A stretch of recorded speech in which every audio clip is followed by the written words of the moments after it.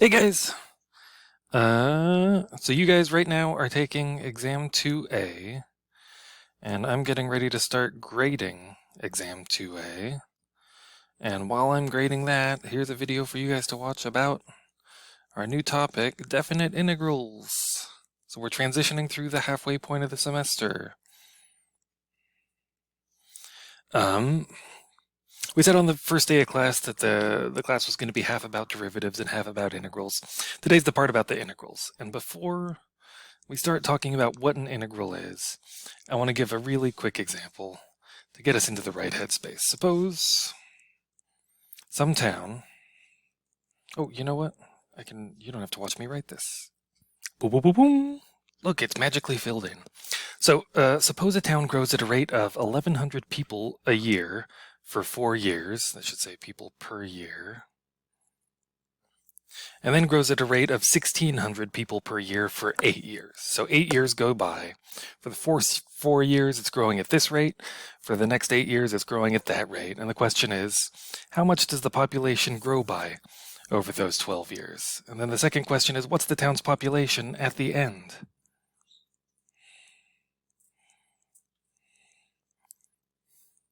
Think about this for a second. Like, pause the video and think. You're back.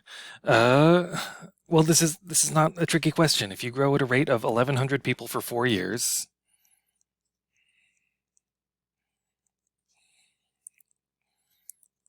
you want to multiply those, right? 1,100 times 4 is 4,400. So over those 4 years, the population grew by 4,400 people. And then you grew at a 1,600 people per year. For 8 years, you multiply those. What's 16 times 8? 128, 12,800 people, I think, is what you get when you multiply that.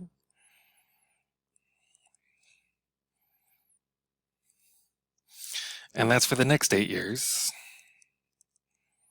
If you grow by 4,400 people, and then you grow by 12,800 people, I want to add those. 4,400 plus 12,8 is, what is that? It's 8 and 4 is 12, carry a 1, 12 and 14 is 16, plus that one is 1,700.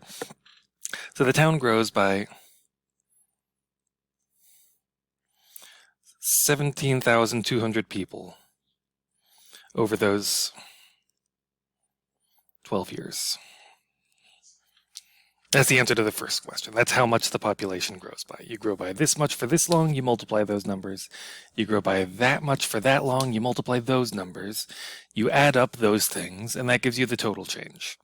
The second question they asked, what is the town's population at the end? You probably caught on this is a trick question. We can't tell that unless we know the town's populations at the start.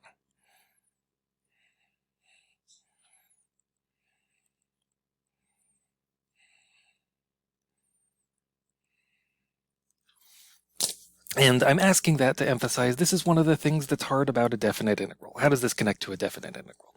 A definite integral is an attempt where I know the rate at which something is changing all the time. I know the derivative of a thing. We know the word derivative. We know the derivative gives the rate of change. In this context, the derivative of the population of the town was 1,100 for a while, and then it was 1,600 for a while. And if I know the rate of change of something, I multiply that rate by the length of time it was changing. I add that up over all the changes, and that gives us the total change. The derivative gives you how much are you changing in a moment. The integral tries to take those derivatives and stitch them back together and say, well, if you were growing this fast for this long, and this fast for this long, and this fast for this long, I want to add those up and end up with how much was the total change.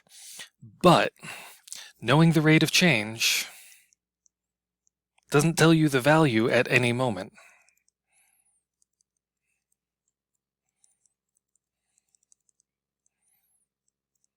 There's going to be a lot of problems where we do learn the value at a moment. The easiest would be if we knew the value at the start, then we add 17,200 to it. If we knew the population on year 5, well, we can sort of dig around in there and figure out how much should we add to that to get the population at the end? But the rate of change itself doesn't give us the value. We can stitch the rates of change together to get the total change, but the total change doesn't give us the value unless we knew the value at the start or at some other time. Okay, so this baby example is just to get us into the right frame of mind. Let's try an example more related to a definite integral. So suppose that for 3 seconds, a fly, mathematicians like using flies, we pretend that they have no length or distance, and the gap between the front of the fly is not the gap, like there's no gap between the nose and the tail of the fly or something. Like pretend this is a point in space when someone says it's a fly. This fly is moving in a straight line, and we know exactly how fast the fly is going at every moment. For those 3 seconds, its speed is given by, we picked a really simple function that it's easy to plug numbers into. V of t is t squared on 0 to 3. So for 3 seconds, the fly's speed is given by v of t equals t squared.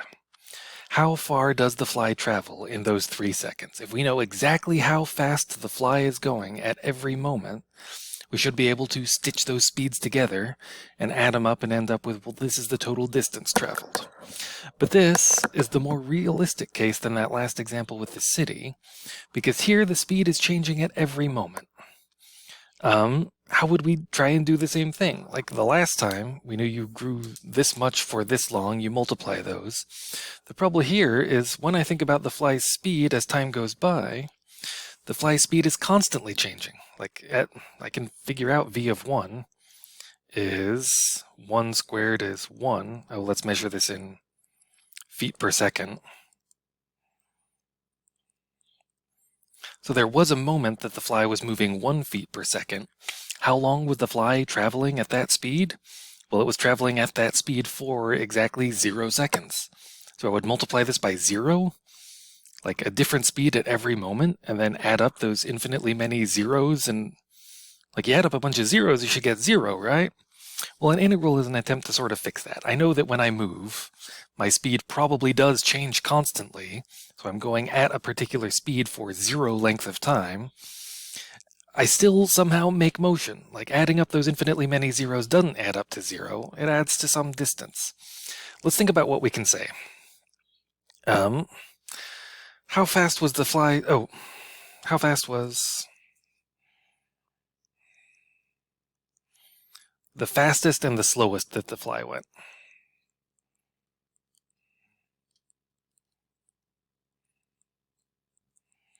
What was the slowest? Well, I know what t squared looks like. It's an increasing function. When you plug in 3, you get 9. So the fastest that it went was 9 feet per second. The slowest that it went was at the very start, it was going 0 feet per second. It went from a standstill to ended at going 9 feet per second. If I believe I've got this right, that the fastest speed the fly went was 9 feet per second, and the slowest speed that it went at was 0 feet per second, well, then I have some estimate. I can say that the furthest the fly went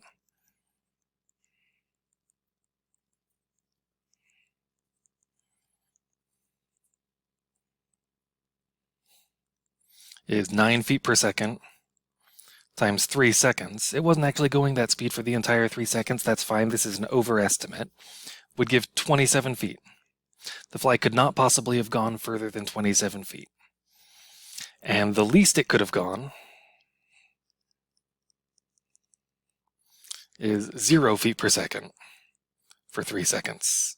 Would be 0 feet. So we have an underestimate and we have an overestimate. We know that the least distance the fly could have gone was 0 feet total, and the most distance that the fly could have gone is 27 feet total. We have an overestimate, we have an underestimate. We know something. We don't know nothing. We do know a little bit that this is the max it could have been, and this is the min that it could have been.